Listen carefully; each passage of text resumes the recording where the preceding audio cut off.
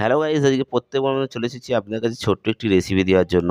তো জাস্ট রেসিপিটা হলো আজকে চিকেন কষা বাড়িতে কীভাবে ঘরোয়া স্টাইলে বানিয়ে ফেলতে পারবেন। তো গাইস, বেশি কথা না বলে কিন্তু আমি আপনাদেরকে দেখিয়ে দিচ্ছি কী কী জিনিস প্রয়োজন হবে। তো জাস্ট এই দেখতেই পাচ্ছেন, এটা গরম মশলা, তো আপনারা এটাকে খাড়া মশলাও অনেকে বলে। তো জাস্ট আমি কিন্তু গরম মশলা নিয়ে নিয়েছি, পেঁয়াজ নিয়ে নিয়েছি এবং আদা রসুন এবং অল্প পরিমাণে আলু নিয়ে নিয়েছি আর টমেটো নিয়ে নিয়েছি। ঠিক আছে? তো এই সব জিনিসগুলোর কিন্তু প্রয়োজন হবে। প্রথমে কিন্তু আমি পেঁয়াজটাকে হালকা করে পেস্ট করে নিয়ে নিয়েছি। দেখুন, আমি বাটাটাকে অল্প পরিমাণে ভেজে নিয়েছি। দেখতেই পাচ্ছেন। তো এবার কিন্তু আমি যে পেঁয়াজটা পেস্ট করেছিলাম, সেই পেঁয়াজের পেস্টটা কিন্তু এতে দিয়ে দেবো। দেখুন, ভিডিওটা লম্বা হওয়ার কারণে কিছুটা কেটে দেখাচ্ছি। তো জাস্ট দেখতেই পাচ্ছেন, পেঁয়াজটা পেস্ট করেছিলাম সেটা কিন্তু ঢেলে দিয়েছি।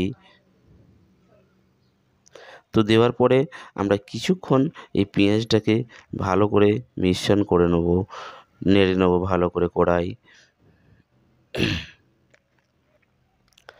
তো গাইস, এরপরে কিন্তু আমরা একটি পেস্ট অন্যভাবে করে রেখেছি, যেটা হচ্ছে আদা রসুন এবং খাড়া মশলা। সেই মশলাটাও কিন্তু এর মধ্যে এবার আমি দিয়ে দেব। দেখতে পাচ্ছেন, এবার কিন্তু আমি এর মধ্যে দিয়ে দিচ্ছি। দেওয়ার পর কিছুক্ষণ ভালো করে পেঁয়াজকে যেভাবে নাড়লাম ওইভাবেই কিন্তু নেড়ে নেব।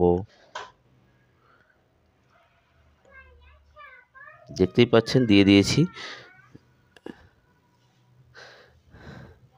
এইভাবেই কিছুক্ষণ নেড়ে নেওয়ার পরে দেখবেন কালারটা সম্পূর্ণ আলাদা টাইপের হয়ে যাচ্ছে। তো বুঝতেই পারছেন আপনারা।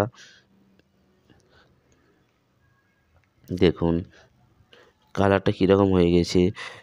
যে কোনো চিকেন কষা বানানোর জন্য মশলার বেশি প্রয়োজন হয়। তো গাইস, আপনারা বেশি করে একটু মশলা দিয়ে চিকেন বানাবেন, দেখবেন আপনাদের চিকেনটি খুবই ভালো হবে। তো গাইস, আমি অল্প পরিমাণে কিন্তু একটু তেল দিয়ে দিচ্ছি, কিন্তু তেলটা একটু দেওয়া দরকার, কেননা ওই জিনিসগুলো কিন্তু ভালো করে ভেজে নিতে হবে মশলাটাকে।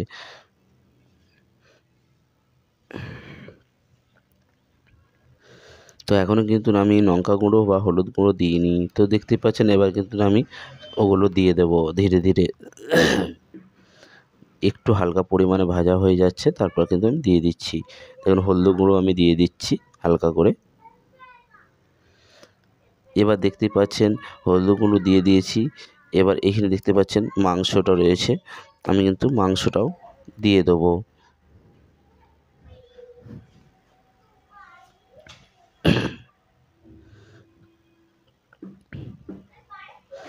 এতে নমক রয়েছে, নুন রয়েছে, নুনটা কিন্তু আমি অল্প পরিমাণে মশলায় দিয়ে দিচ্ছি।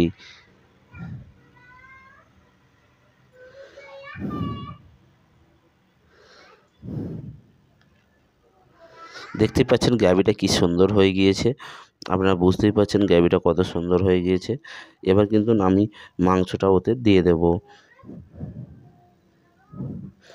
কেননা অলরেডি আমি শুকনো লঙ্কা কিছুটা পেস্ট করে নিয়েছিলাম, তার জন্য লঙ্কা দেওয়ার প্রয়োজন হয়নি।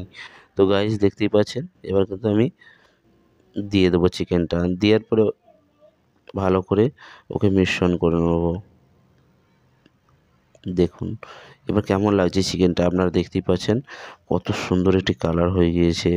এরপরে কিন্তু আমরা একটু মির্চি গুঁড়ো দিয়ে পাউডার দিয়ে দেবো। দেখতে পাচ্ছেন লঙ্কা পাউডার আমি কিন্তু অল্প অল্প পরিমাণে দিয়ে দেবো, কেননা অলরেডি একটু শুকনো মির্চি পেস্ট করে দিয়ে দিয়েছিলাম ওর সঙ্গে। তো গাইস, দেখতেই পাচ্ছেন কালারটা কীরকম হয়েছে, আপনারা বুঝতেই পাচ্ছেন। কালার দেখেই আপনারা বুঝতে পারছেন যে কীরকম হবে, খেতে কত টেস্টি হবে। তো গাইস, আপনারা কিন্তু ঘরে এটি নর্মালি বানাতে পারবেন, ঘরের কিছু জিনিসপত্র দিয়ে বানিয়ে ফেলতে পারবেন। তো গাইস, দেখুন কালারটা দেখুন, আপনারা কালারটা দেখতেই পাচ্ছেন। কিছুক্ষণ এটা ভালো করে সিদ্ধ হওয়ার পরেই কিন্তু আপনারা হালকা একটু পানি দিয়ে নেড়ে নেবেন, নিলেই হয়ে যাবে তৈরি আপনার চিকেন কষা। তো গাইস, চাপা দিয়ে দিয়েছি 5 মিনিট।